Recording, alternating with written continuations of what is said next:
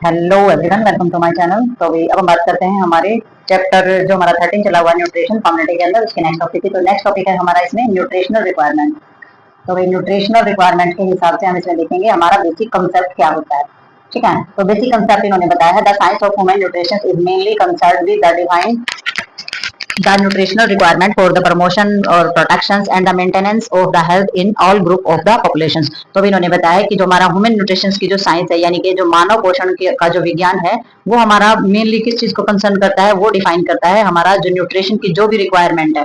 ठीक है, जो भी जरूरत है, आवश्यकता है, जो भी हमारी प्रमोशन से संबंधित, प्रोडक्शन से संबंधित, या फिर हमारे मेंटेनेंस से संबंधित, या किस चीज की मेंटेनेंस है यहाँ पर हमारे स्वास्थ्य की, यानी कि हमारी जो जनसंख्या है उसका जितना भी ग्रुप है, जो भी ग्रुप है, ग्रुप मीन्स यानी कि बच्चों का ग्रुप, बड़ों का ग्रुप, या प्रेग्नेंट लेडीज का ग्रुप, उन सभी ग्रुप्स का क्या हमारा जो स्वास्थ्य होता है उसको मेंटेन रखने, उसकी रक्षा करने और उसको बढ़ावा देने की जो भी रिक्वायरमेंट होती है न्यूट्रिशन की, वो सारी की सारी हमारी जो ह्यूमन न्यूट्रिशन है, विज्ञान है, उसमें सारी की सारी चीजें दी जाती है। ठीक है, तो उसमें सारी की सारी चीजें क्लियर की जाती है। जो हमारा मानव पोषण विज्ञान जो होता है वो मुख्य रूप से हमारी जितनी भी जनसंख्या है, जो भी समूह है, उसमें सारी में काम करता है और जो आवश्यकताओं से संबंधित सारी चीजों को परिभाषित भी करता है। Such knowledge is necessary is the order to assess of the nutritionality of adequacy of diet for growth of infant children and the adolescents and for maintenance of health in adults of both sex the during pregnancy at the location lactation in women in the consent variety of term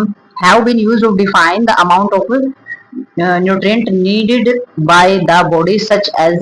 तो भाई इसमें इन्होंने बताया है कि भाई as optimum requirement, minimum requirement, recommended intake of the allowance and the safe level of intake of this the term of the recommended daily intake of allowance RDA and been the widely accepted। तो भाई बहुत ही लंबा sentence हो गया। तो इन्होंने सबसे पहले क्या बताया है, सच नॉलेज ऑफ, यानी कि मतलब कि कहने का मतलब ये कि जितने भी हमारे बच्चे हैं, ठीक है, और जितने भी हमारे मतलब कि छोटे शिशु होते हैं, बच्चे होते हैं, या फिर हमारे किशोर अवस्था के जो भी होते हैं, एडल्सन जो भी होते हैं हमारे, तो उन सभी का जो भी डेवलप किया जाता है, जो उनकी ग्रोथ है, ठीक है, उन सभी की ग्रोथ को लेकर, और जो हमारे दोनों ही सेक्स होते हैं, यानी कि मेल और फीमेल्स दोनों ही हमारे सेक्स होते हैं, या फिर चाहे लड़का हो या लड़की हो, तो इसमें या फिर हमारे वयस्क यानी कि जवान हो, गर्भ अवस्था वाली जो औरत है वो, या फिर वो औरत जो माँ जो बच्चे को दूध पिला रही होती है, तो ये सारे जो कंसेंट होते हैं, तो महिलाओं में स्वास्थ्य को बनाए रखने के लिए हमारा जो न्यूट्रिशन है, जो पोषण संबंधी जो हमारी जो आंकलन करने के लिए इस ये जो हमारा ज्ञान होता है, ये बहुत ही आवश्यक होता है। तो हमें जब इस चीज का ज्ञान होगा तभी हम ये जो है एडजस्ट कर पाएंगे कि जो प्रेग्नेंट लेडीज है, बच्चों को दूध पिलाने वाले जो माए हैं, जवान है, बच्चे हैं, उनको किस तरीके से कैसा आहार या कैसा न्यूट्रिशन हमें देना चाहिए। ठीक है, तो नेक्स्ट इन्होंने बताया है कि ये जो चीजें हैं हमारी, ये हमारी बॉडी के द्वारा, जैसे कि हमारा शरीर के द्वारा जितने भी हमारे जरूरी न्यूट्रिशन की जो मात्रा है वो परिभाषित करने के लिए अलग अलग चीजों में इसका प्रयोग किया गया है।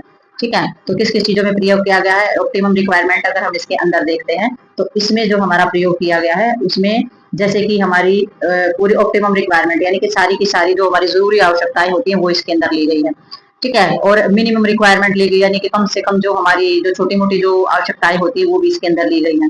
ठीक है, यानी कि मिनिमम रिक्वायरमेंट के लिए, और हमारे रिकमेंडेड इनटेक ऑफ अलाउंस। ठीक है, और इसमें हमारा सेफ लेवल, सेफ जितना भी सेफ लेवल होता है हमारे इनटेक का जो भी हम लेते हैं, यानी कि ज्यादा से ज्यादा जरूरतें, कम से कम जरूरतें, और जो हमारा सेवन भत्ता हम जिसको बोलते हैं, और ये हमारे सुरक्षित स्तर पर हमारा जो दिया जाता है। ठीक है, तो बिल्कुल सेफ लेवल पर हमारा ये दिया जाता है, भत्ता वगैरह दिया जाता है, जिस तरीके का न्यूट्रिशन लेवल हमारा दिया जाता है।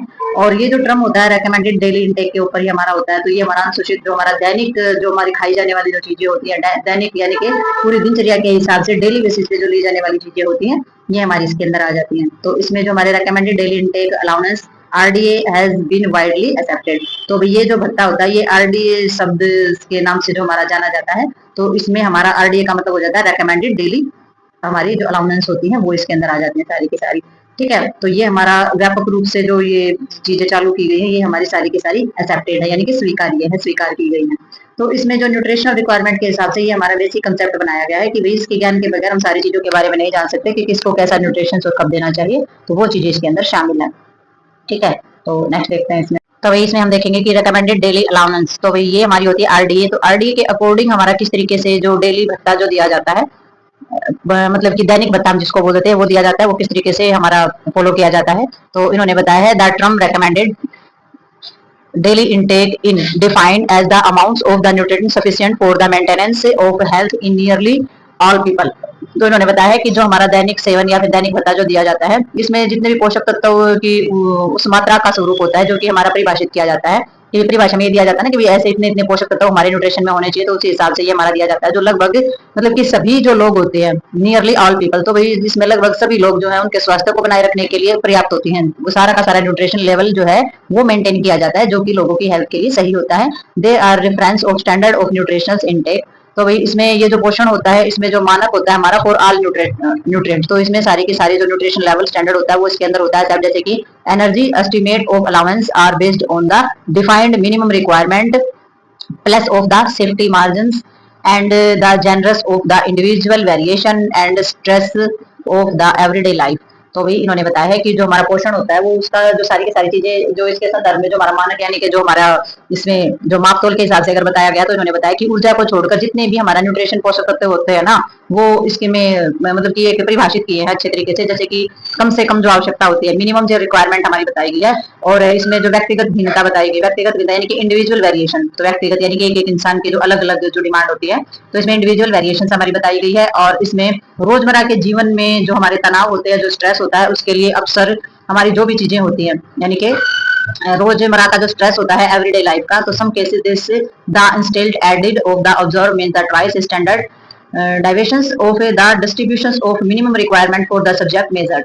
ठीक है, तो हमारा डेली बेसिस पर अगर हमारा देखा जाए, तो इसमें जो सुरक्षा मार्जिन का पर जो हमारी चीजें आधारित होती है, कुछ मामले ऐसे होते हैं जिनमें जो भी सब्जेक्ट हमारे मतलब कि माप या के मेजर किए गए हैं, उनके लिए जो कम से कम आवश्यकता जो होती है हमारी न्यूट्रिशन की, तो उनके दो गुने, और जो हमारा प्रेक्षित जो हमारी जो हमारे मतलब पूरा का पूरा एक औसत होता है, वो अगर हम जोड़ते हैं तो वो इसके अंदर हमारी आ जाती है मेजरमेंट के अंदर। तो इसमें जो वैल्यू हमारी दी गई, ज्यादा से ज्यादा जो रिक्वायरमेंट होती है वो हमारे 97 से 5% जो है पॉपुलेशन के अंदर होती है। तो प्रतिशत के हिसाब से अगर हम आबादी में देखें, तो आवश्यकता को पूरा करने के लिए करने से कहीं अधिक होगा, तो मतलब कि जो है हमारी आबादी के हिसाब से अगर हम देखें, तो उसमें हमारा ये ज्यादा ही बढ़ता है कि भाई इस तरीके से आपूर्ति की जाती है हमारे न्यूट्रिशन की। ठीक है, in fact for many individual this the level will be the excess of their needs. तो भाई इसमें जो भी हमारी जो जरूरतें होती हैं, तो वास्तव में अगर हम हमारा देखा जाए कि कई व्यक्तियों के लिए एक स्तर की आवश्यकता अधिक होती है, मतलब कि अलग अलग इंसानों की, जैसे कि वास्तव में देखा तो एक इंसान होता है, तो उसमें जो स्तर की जो आवश्यकता होती है उसको, यानी कि न्यूट्रिशन की जो आवश्यकता होती है, ये माना जाता है कि जितना भी हमारे न्यूट्रिशन जो होता है ना, यानी कि पोषक तत्व जो होते हैं, उनका एक अत्यधिक जो सेवन होता है, यानी कि ज्यादा मात्रा में अगर हम उसे खा लेते हैं, तो वो भी स्वास्थ्य के लिए हानिकारक नहीं है। मतलब कि ये जोर देना महत्वपूर्ण है, यानी कि कुछ न्यूट्रिएंट, कुछ पोषक तत्व हमारे ऐसे होते हैं जो अगर हम जरूरत से ज्यादा खा लेते हैं, तो वो इतने ज्यादा हानिकारक हमारे शरीर के लिए नहीं रहते हैं। तो ये भी, इन चीजों को भी समझाना या इन चीजों को बताना भी बहुत ज्यादा महत्वपूर्ण होता है। ठीक है, तो नेक्स्ट देखते हैं इसमें हम। तो नेक्स्ट इन्होंने बताया है कि recommended intake of nutrient does not apply to sick people. तो भाई इन्होंने बताया कि ये जो रेकमेंडेड किया गया है कि ये जो डाइट या न्यूट्रिएंट हमारे लेने हैं, ये हमारे बीमार जो हमारा पेशेंट होता है उसके लिए नहीं रेकमेंड किए गए हैं। ठीक है, तो ये उनके लिए नहीं है। The recommended intake of nutrient of represent value of the judgment based on the exciting knowledge of the nutritional science। तो ये हमारा जो पोषण विज्ञान है उसमें, यानी कि जो हमारा पोषण विज्ञान का मतलब ये हो जाता है कि पोषक तत्वों के बारे में जितनी भी हमारी जानकारी होती है, पोषण विज्ञान में जितना भी मौजूद हमारा ज्ञान है या नॉलेज जो दी गई है, उसके आधार पर जो हमारे वैल्यू है इसकी, जो इसके मूल्य हैं, उनके निर्णयों को दर्शाती है कि भाई उसमें न्यूट्रिशन के मूल्यों के आधार पर जो हमारी सारणीबद्ध जो चीजें की गई हैं, तो ये उसको परिभाषित करती हैं। तो बीमार इंसान के ऊपर ये चीजें लागू नहीं होती हैं। तो हमारा जो साइंस है, न्यूट्रिशन साइंस है, उसके नॉलेज के आधार पर इस चीज पर जो है निर्णय लिए जाते हैं, रिप्रेजेंट की जाती है। ठीक है, और दिस विल बी, इसमें एलाबोरेटेड जो हमारा बताया गया है सेक्शन के हिसाब से, एल्बोरेटेड जो हमारी चीजें होती हैं, यानी कि इसका पूरी तरीके से वर्णन हमारा इसमें किया गया है, जैसे कि recommendations of the estimate to the meet of requirement of the particularly, जो प्रैक्टिकली जो हमारी चीजें इसके अंदर की जाती हैं, हेल्थ पीपल यानी कि किसी भी लोगों के स्वास्थ्य के लिए recommendations is for intake over several day. तो इन्होंने बताया कि ये जो रिकमेंडेशन है ना, ये जो सुझाव है, ये लगभग सभी स्वस्थ लोगों की जरूरतों को पूरा करने के लिए ठीक है। ठीक है, ये जो सुझाव इसमें दिए गए हैं, यानी कि पोषण विज्ञान के अंदर जो हमें सजेस्ट की गई हैं चीजें, ये हमारे जो भी स्वस्थ लोग हैं उनको मतलब कि अच्छे तरीके से उनकी जरूरत पूरे करने के लिए बिल्कुल सही है। ये the recommended is for the intake over several day, ये सुझाव कई दिनों तक लगातार मतलब कि सेवन करने, यानी कि इनटेक करने के लिए, इसने सेवरल डे, यानी कि ये सुझाव जो है ये कई दिनों तक सेवन करने के लिए है, और जो हमारे जो स्वस्थ लोग हैं उनके लिए ये सुझाव बिल्कुल सही भी माने जाते हैं। नेक्स्ट हम इसके अंदर देखेंगे एनर्जी। तो भाई एनर्जी जो होती है, एनर्जी के अंडर हमारा क्या जाता है, ऊर्जा। तो ऊर्जा हमारा मेन स्रोत होती है, ठीक है। और ऊर्जा मतलब कि किस किस का स्रोत होती है, कौन कौन सी चीजें होती है, कौन कौन सा न्यूट्रिशन होता है जो ऊर्जा का स्रोत होता है। तो energy is a prime of requested you body function and growth. तो वही जो शरीर में जो हम कार्य करते हैं या हमारी बॉडी के अंदर जो ग्रोथ होती है, ठीक है, तो वो ऊर्जा का एक उसके लिए ऊर्जा की स्रोत आवश्यकता होती है, यानी कि सबसे ज्यादा जरूरत ऊर्जा की होती है। ठीक है। अगर बॉडी को ग्रोथ करानी है, डेवलप कराना है बॉडी को, तो उसके लिए ऊर्जा की आवश्यकता होती है। When a child is intake of food fall below of the standards reference growth slow and if low level of intake persist adult structures will be the reduced. Similarly if adult fail to meet their food requirement they lose weight। तो अभी इन्होंने किस प्रकार से बताया कि एक बच्चे का जो इंटेक करता है फूड, तो एक बच्चा जो फूड इंटेक कर रहा है तो उसका मानक स्तर जो है कम हो जाता है। ठीक है। यानी कि जब बच्चा भोजन जो है कम स्तर पर कर रहा है तो उसमें क्या हो जाएगा, उसका विकास धीमा होना स्टार्ट हो जाएगा। ठीक है। तो जब उसका विकास धीमा होगा और यदि ये कम सेवन जारी रहता है यानी लंबे समय तक, जब जो फूड जो वो ले रहा है, फूड इंटेक जो कर रहा है, अगर वो कम लेता रहेगा तो एक जवान आदमी जो होता है उसकी लंबाई जो है वो कम हो जाती है। और इसी प्रकार यदि एक जवान आदमी जो होता है वो अपने भोजन संबंधी आवश्यकताओं को पूरा करने में क्या हो जाता है, फेल हो जाता है, यानी कि उसने अपनी डाइट जो है वो अच्छे से नहीं लिया। ठीक है। तो बच्चे को अगर नहीं दिया जाता है, कम स्तर पर दे रहे हो तो उसका विकास नहीं होगा। और जब कम सेवन जारी रहता है तो एक जवान आदमी अगर लंबे समय तक नहीं लेगा तो उसमें जो आवश्यकता होती है हमारी, जो भी शरीर से संबंधित या पोषण से संबंधित जितनी भी जरूरतें होंगी उनको पूरा करने में वो फेल हो जाता है। ठीक है। They may lead of the reduce ability to work to resist infection and the enjoy of normal satisfaction of life. This underlying in the need for the adequate intake of food which is sources of all energy।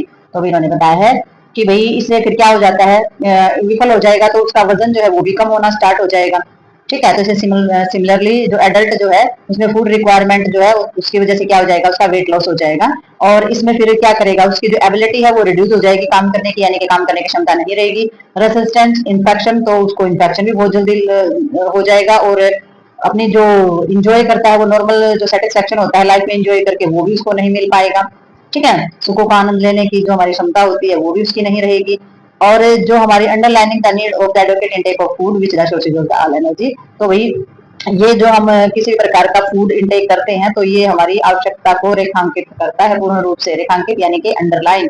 तो ये हमारा underline करता है जो सभी ऊर्जा का स्रोत है। ठीक है। तो इससे हमें ये पता चलता है कि यहाँ ये जो चीजें हैं सारी लेनी चाहिए, क्योंकि ये सारी चीजें जो है ये ऊर्जा का स्रोत है और इनसे कहीं ना कहीं हमारी बॉडी के अंदर कोई ना कोई डेफिशिएंसी हो जाती है। ठीक है। तो ये हमारा पर्याप्त जो भोजन, पर्याप्त जो हमारा फूड है, फूड इंटेक जो हम कर रहे हैं उसकी आवश्यकता को क्या करता है, अंडरलाइन करता है हमारी। ये सभी हमारा ऊर्जा का स्रोत है। तो नेक्स्ट देखते हैं इसमें हम।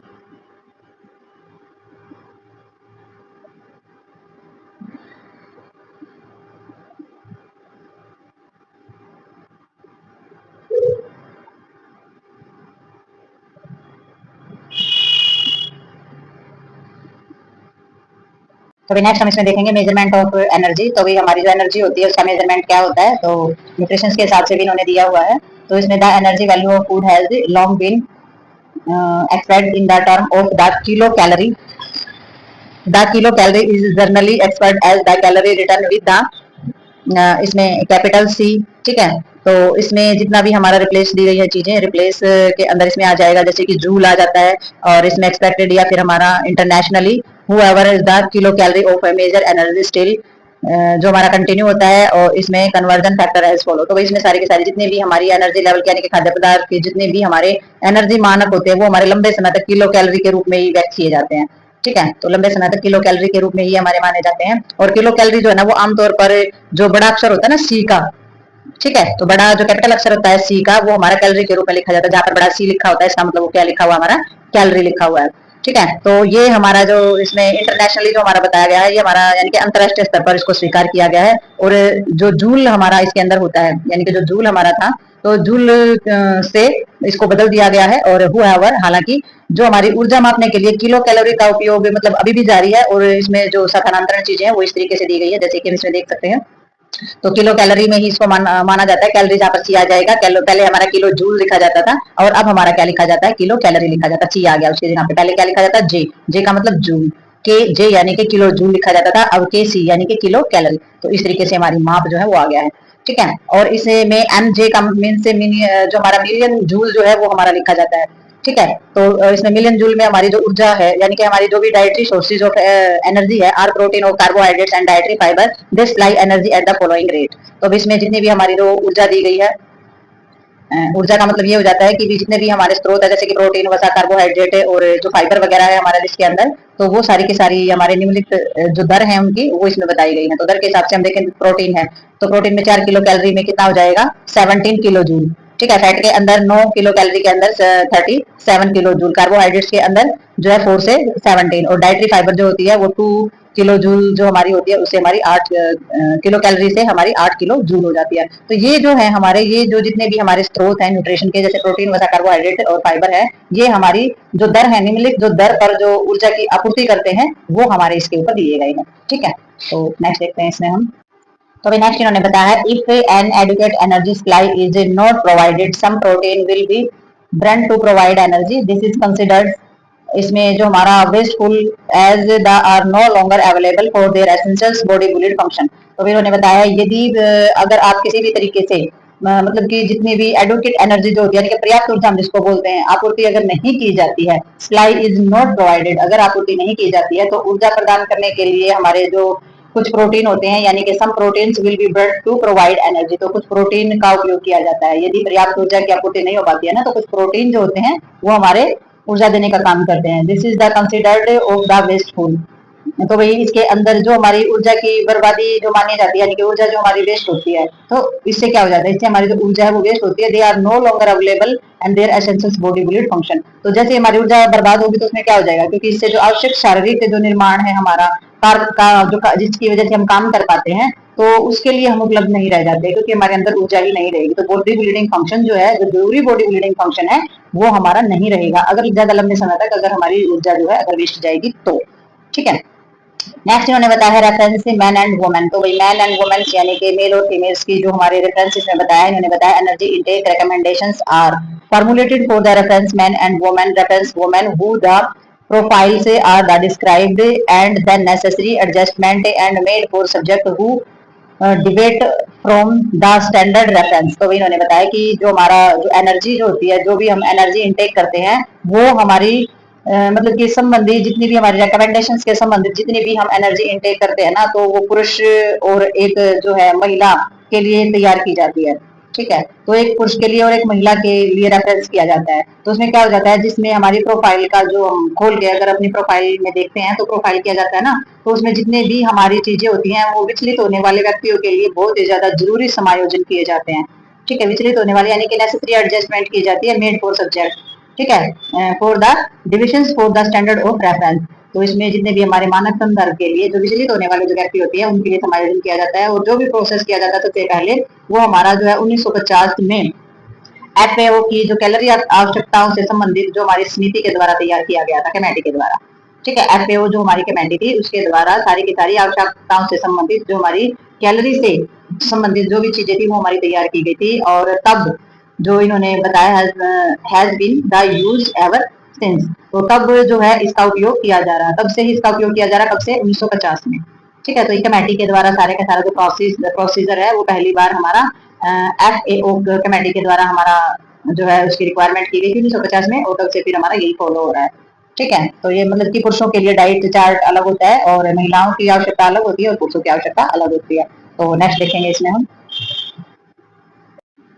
तो भाई नेक्स्ट उन्होंने बताया है कि भाई broadly the total energy requirement of the individual is made up of 3 components. तो भाई 3 कंपोनेंट्स मिलकर के यानी कि 3 घटक मिलकर के हमारी जो टोटल एनर्जी रिक्वायरमेंट जो होती है, यानी कि किसी भी इंसान की, किसी भी एक व्यक्ति की जितनी भी कुल एनर्जी जो होती है, जो आवश्यकता होती है, उसमें वो 3 कंपोनेंट से मिलकर के बनी होती है। तो 3 कंपोनेंट्स देखते हैं हमारे कौन से होते हैं। तो सबसे पहले उन्होंने बताया है एनर्जी रिक्वायर्ड फॉर बासल जो हमारा बासल मेटाबॉलिज्म होता है, this is about 1 kilo calorie hour for every KG of body weight for an adult. तो इन्होंने बताया कि इसमें जो एनर्जी रिक्वायरमेंट हमारा जो बासल मेटाबॉलिज्म बताया, यानी कि जो हमारा बिल्कुल ही आधार होता है। ठीक है। आधार होता है हमारा जिसका मेटाबॉलिज्म यानी कि जो पाचन का जो हमारा आधार होता है उसके लिए जरूरी ऊर्जा होती है। तो एनर्जी रिक्वायर्ड जो है जितने तो भी हमारा मेटाबॉलिज्म सिस्टम होता है उसके लिए एनर्जी जो है वो बहुत ही ज्यादा जरूरी होती है। और ये एक जो जवान आदमी जो होता है उसके शरीर के लिए मतलब वजन के प्रति किलोग्राम लगभग 1 किलो कैलोरी जो है वो प्रति मतलब घंटे के हिसाब से हमारी जो चाहिए होती है, यानी कि उस इंसान को अपने जो मेटाबॉलिज्म सिस्टम को काम करने के लिए जो हमारे एक जवान आदमी होता है उसके शरीर के वजन के हिसाब से, यानी कि शरीर के वजन के प्रति किलोग्राम में लगभग 1 किलो कैलोरी चाहिए होती है घंटे के हिसाब से। ठीक है, यानी कि 1 किलो वजन और 1 किलो कैलोरी और 1 घंटे के हिसाब से, तो इस तरीके से वर्क होता है हमारा मेटाबॉलिज्म। दूसरा एनर्जी रिक्वायरमेंट होती है daily activity such walking, sitting, standing, dressing and the undressing या क्लाइंबिंग स्टेयर एक्सेट्रा एंड। तो भाई दूसरी उन्होंने बताई है जितनी भी हम दिन में एक्टिविटी अगर ज्यादा करते हैं, तो अगर डेली एक्टिविटी ज्यादा है, चलते ज्यादा है, ठीक है, बैठना, खड़े होना, कपड़े पहनना, उतारना, ये सारी की सारी जो चीजें हमारी रहती है, ड्रेसिंग और जो हमारी अनड्रेसिंग होती है, कपड़े पहनना, कपड़े उतारना, सीढ़ियाँ चढ़ना, ठीक है, और तो ये जो हमारी जो डेली यूज की जो हमारी एक्टिविटी होती है इन पे भी डिपेंड करती है। ठीक है, तीसरा हमारा क्या हो जाता है इसमें, एनर्जी जो हमारा expenditure of the occupational work, तो व्यवसाय हमारा किस तरीके का है, तो उसमें भी हम देखते हैं कि कितनी एनर्जी लगती है। ठीक है, और इसमें further classified as the light work and जैसे कि ऑफिस कलर है, moderate work and the heavy work, manual physical labour. तो एक देखा जाता है कि ऑफिस कलर को बैठा बैठा अपना काम करता है, हल्के फुल्के तरीके से बैठे बैठे कार्य करना, और एक होता है कि भाई भारी कार्य करना, यानी कि वजन वगैरह उठाना, जैसे कि लेबर होते हैं, मजदूर होते हैं, वो पूरा दिन वजन उठाते हैं, चलना फिरना, बहुत ज्यादा एक्टिविटी का उनका वर्क होता है, तो ये भी चीजें देखी जाती हैं।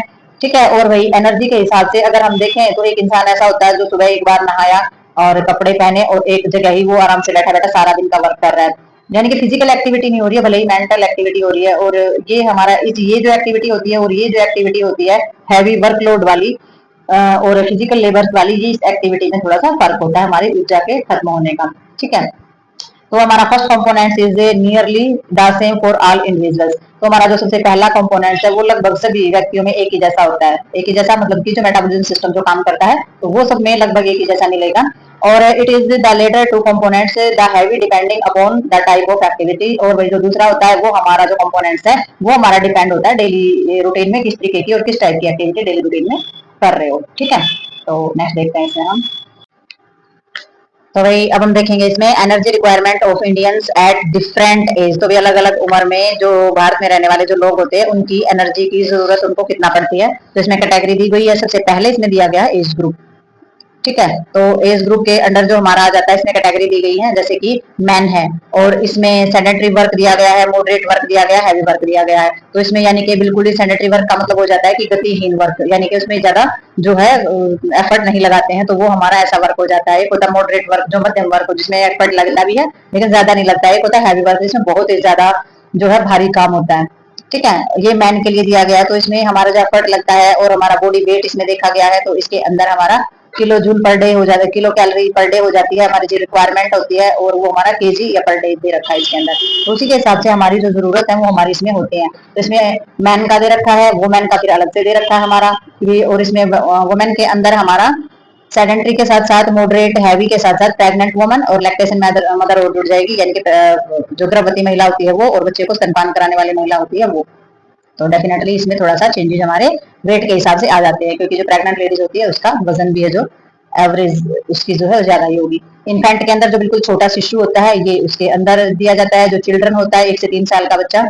ठीक है, और फिर हमारा बॉयज आ जाता है, जैसे कि बॉयज है जो 10 से 12 साल का उसके अंदर, और जो गर्ल है 10 से 12 साल की, तो जो बॉयज 13 से 15 साल का है, या गर्ल्स 13 से 15 साल की।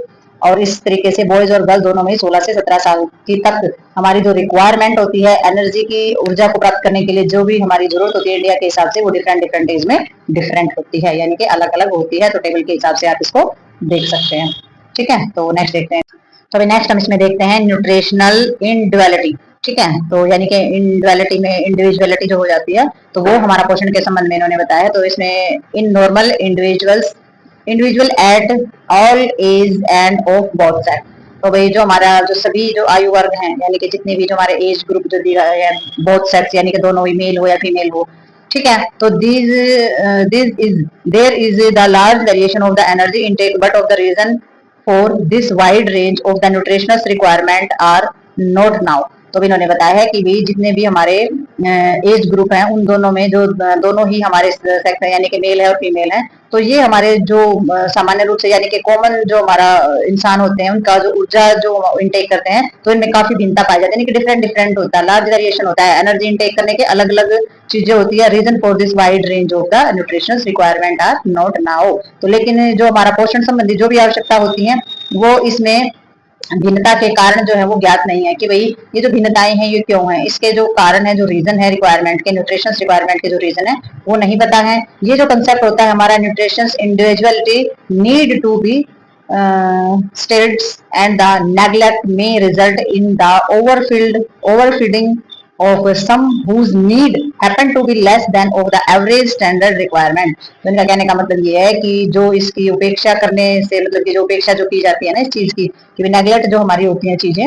उनमें लोगों को अधिक भोजन मिल सकता है जिनकी आवश्यकताएं हैं, यानी कि उन लोगों को अधिक भोजन दिया जाता है। ये जो अवधारणा ना पोषण से संबंधित जो हमारा इंडिविजुअलिटी की अवधारणा है, इस पर जोर देना जरूरी है। क्यों जरूरी है? क्योंकि जो इसकी उपेक्षा करते हैं, यानी कि जिनको भोजन की मतलब की आवश्यकता नहीं है, तो उन लोगों को अधिक भोजन मिल सकता है जिनको बिल्कुल बहुत ज्यादा जरूरत है, मतलब जिनकी आवश्यकताएं औसत मानक जो हमारी आवश्यकताएं होती है उनसे भी कम होती हैं, यानी कि जिन लोगों को आवश्यकता नहीं है उनके बजाय उन लोगों को दिया जाए जिनकी जरूरत ज्यादा है भोजन के प्रति।